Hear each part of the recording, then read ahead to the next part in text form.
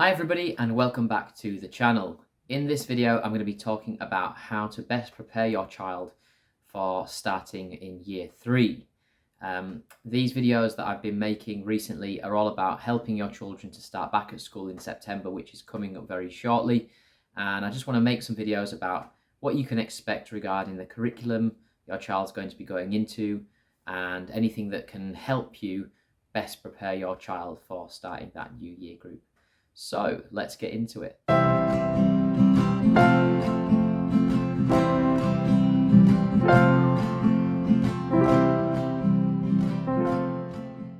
So the first thing that you want to consider when your child's going into year 3 is that it's the start of their Key Stage 2 journey. So at the end of year 2, they will have done their Key Stage 1 SATs, okay? But starting year 3, it's their new key stage, okay? They're starting Key Stage 2, and they'll be doing Key Stage 2 in the Key Stage 2 curriculum all the way up to the end of year 6 when they do their year 6 SATs. So it's the beginning of that journey, really, and it's actually a really important year to get those foundations of that new curriculum really embedded within the children. Now, what I'm going to do during this video is I'm going to talk through the curriculum and how it changes between year 2 and year 3, looking at the writing and the maths, and then a little bit about reading at the end. So I hope you enjoyed the video. What I will say also is that in year 3, there is no formal assessments. So you'll remember from at the end of year 2, they had the Key Stage 1 SATs, okay, which is a formal assessment. The children tend not to know much about it, but it is a formal assessment. At the end of year 4, they have a times tables assessment. But in year 3, it's one of those lucky year groups where children are not actually formally assessed. They're assessed by the teachers along year 3, but there's no formal assessment. That will come at the end of year 6. Okay, but it is the start of that journey working towards those assessments. So it's a really important year, and you want to make sure your child gets off to a really good start with their Key Stage 2 curriculum. So let's have a look at that curriculum in a little bit more detail. So let's begin with maths. So what you can see here on the screen is the maths curriculum for year 3.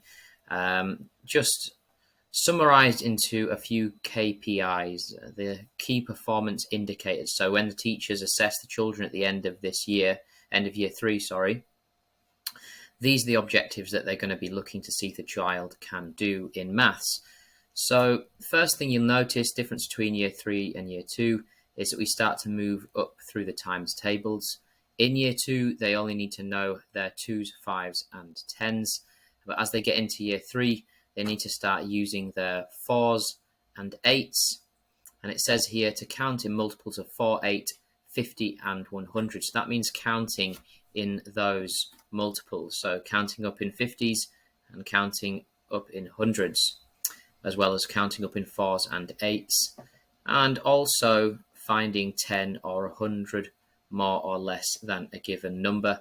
The difference between 3 and 2 here is that we're finding 100 less and 100 more, where in year 2 they would have only worked with 2-digit numbers. Also, what you need to also be aware of is that in year 3 they start to work with 3-digit numbers, so numbers including hundreds, tens, and ones, recognizing the place value of these within a 3-digit number. Solving problems with numbers that are 3 digits, and then moving through the 4 operations. They're going to need to be able to add and subtract 3-digit numbers and ones, 3-digit numbers, and then adding and subtracting tens, and then with 3-digit numbers adding and subtracting hundreds.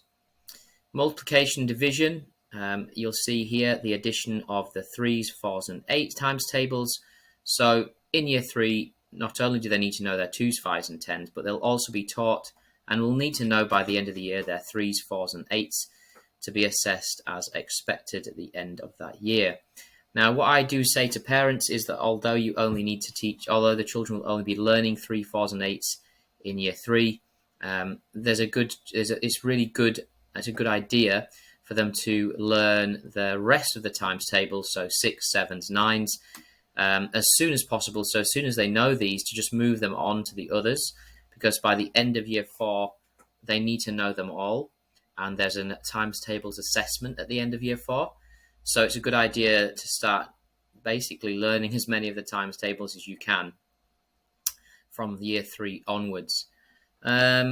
Then here we can see what else they'll need to be able to do with multiplication division. So they'll need to be able to multiply and divide 2-digit numbers by a 1-digit number, either using a mental method or a formal written method. Okay. Fractions. So I'll just bring up this page because in year 3, that is the first time they're introduced to tenths as a fraction.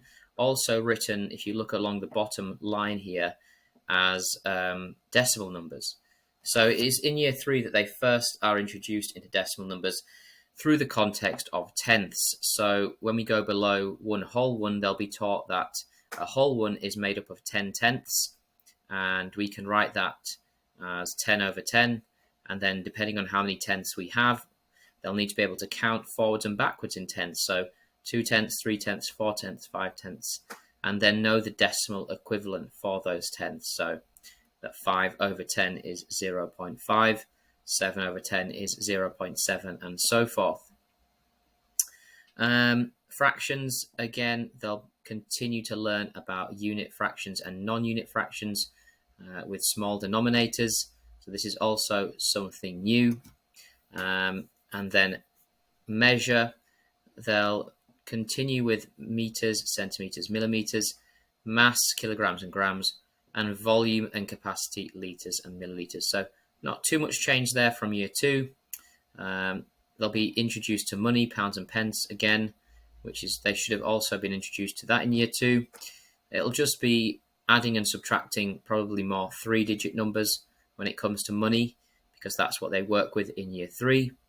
And in year 3 also they're introduced to Roman numerals for the first time, and 12-hour and 24-hour clocks. So that is something different. As an aside from this, in year 2 they only had to learn o'clock, half past, quarter to, and quarter past. Within year 3 they will need to know those 5-minute increments as well. So 25 past, 25 to, 22. So they'll also need to know those. So that's just something to be thinking about. Properties of shape. Nothing particularly too new from year 2 here. Right angles that make a half turn, 3/4 turns. We haven't got degrees introduced in year 3 yet. But they will need to know the terms. Well, they'll need to know that an angle is greater than a right angle. They wouldn't look at the terms obtuse and acute yet in year 3. Statistics in maths, so they're looking at presenting data in bar charts, pictograms and tables, so very similar to year 2. Okay, so what about writing then? Oh, I forgot to mention during this video just to have a pen and paper handy, because it's just a good idea to note things down as I'm going through. There's a lot of information here, and you might want to just note down some of the key information as I'm talking about it. So within writing, there are certain grammatical terms and things that come up in year 3 that didn't appear in year 2. So if we look down this assessment grid once again, we can see that we've got something here that says, can understand when to use a or an in front of a word. Now, the children will have some understanding of consonants and vowels from their phonics lessons, but it's in year 3 that they come to understand a little bit more about them. So they learn this rule. So this is a rule that appears in year 3, and that is that if a word begins with a vowel, so here you see the vowels A, E, I, O, U, that there before the word we use the article an. So they might be introduced to the term article. So an umbrella, and an elephant, an apple. But if the word begins with a consonant, for example, car or mouse, then they would only use a. So this is a rule that they will need to know by the end of year 3, and they will be taught. So just something to be aware of there. Going back to the writing, we've got other things on here as well. So we've got conjunctions. A couple more conjunctions here. They will have learnt conjunctions in year 2, but they'll probably learn a little bit more, a few more examples. They'll need to know coordinating and subordinating conjunctions. So that's something that a term that they'll need to be able to explain what they are and then also use them within their writing. And they also introduced to the present perfect form of tense and verbs in year 3. Now, don't get too worried or panicked. It's not as difficult as it sounds. If I just skip forward here. So the present perfect is when I've got 2 examples here that sort of show what present perfect tense is. Present perfect is when something is written about that's happening at the time, but is also still happening. So here you can see 2 examples. Janet has run 2 miles. This is the present perfect tense because in this example, Janet is still running when the words are said. So you can imagine Janet running her marathon. She's run 2 miles. She has run 2 miles, but she's still running. So that's present perfect tense. As opposed to simple past tense, where you see another example, Janet ran 2 miles. This is what they learned in year 2, which is just simple past tense, because in this example, Janet has stopped running when the words were said. So that's the difference, really.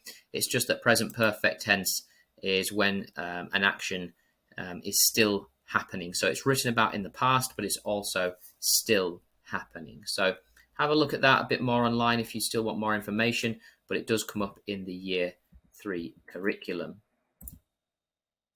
So just to finish off writing here then, we've got